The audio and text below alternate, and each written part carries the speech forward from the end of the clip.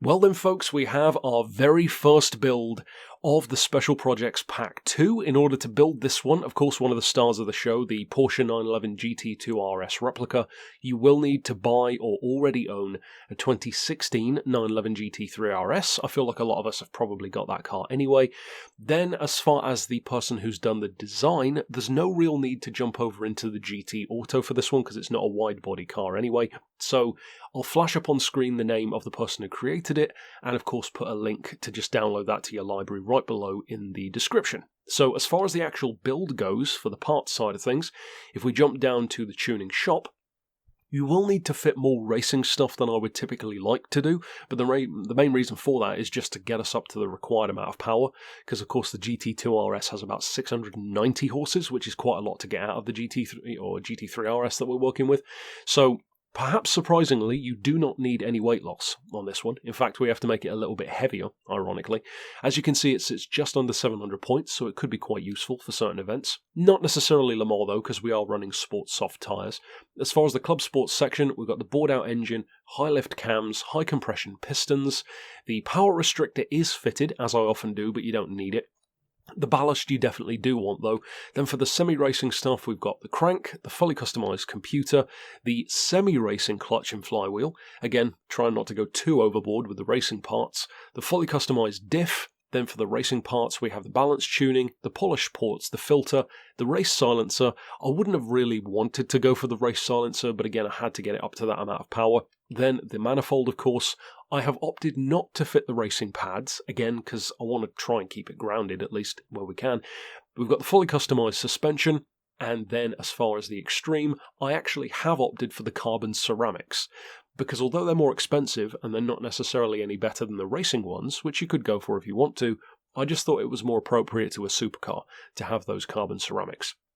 So as I said, if you grab from down below the visual design, if you do that as well as what I've just fitted there, then you will have the baseline of what to work with. Now if we jump into the settings, you want your sports softs fitted, of course. As far as the suspension, I would recommend 112mm on the back, 95 on the front, aka the lowest it can go. We've got 6 on anti-roll, 38 for compression, with 44 on our rebound, 2.55 for the frequency, with only 1.5 degrees of camber. As far as the toe, it's quite hefty, 20 in on the back, 15 out on the front. Then as far as the diff, as I always like to say, diff tuning is very much a personal thing. So what works for some people won't work for others. I've opted for the highest initial torque, halfway on acceleration, and just over halfway on braking, as you can see.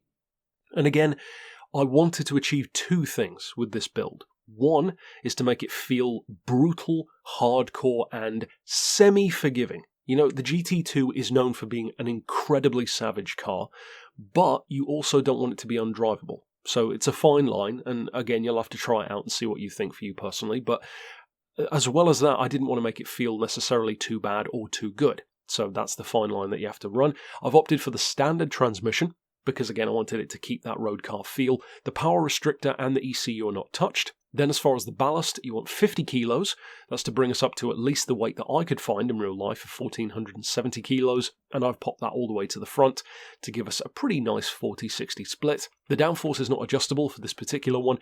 And then as far as the other stuff, you can see we have the race parts fitted, the semi-racing stuff, carbon, etc, etc.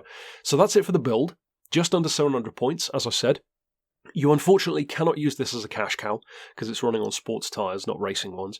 But if we now jump out to the track, of course, I'll show you what it looks like in practice. So, like I said, this car is not designed to be forgiving, and this might sound contrary to what you would want, but it's not necessarily designed to break lap records. Because even though the real car can, I would argue there's only so much like an actual GT2 RS you can make a GT3 feel like. So I wanted it to kind of capture the spirit of the GT2 RS, which is to be like a 911 that's turned up to, well, 11, in every way. You know, it's savage, it's brutal, tremendously fast, but also it still has that bit of 911 twitchiness, but it's a lot more forgiving than I think it easily could be.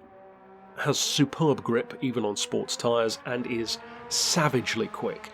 So if you do decide to use the build, of course give me your feedback down below if you enjoyed it, maybe if there's some little tweaks and changes that you made, and of course if you think that a particular change that you made could benefit somebody else watching this, then absolutely put that down below as well.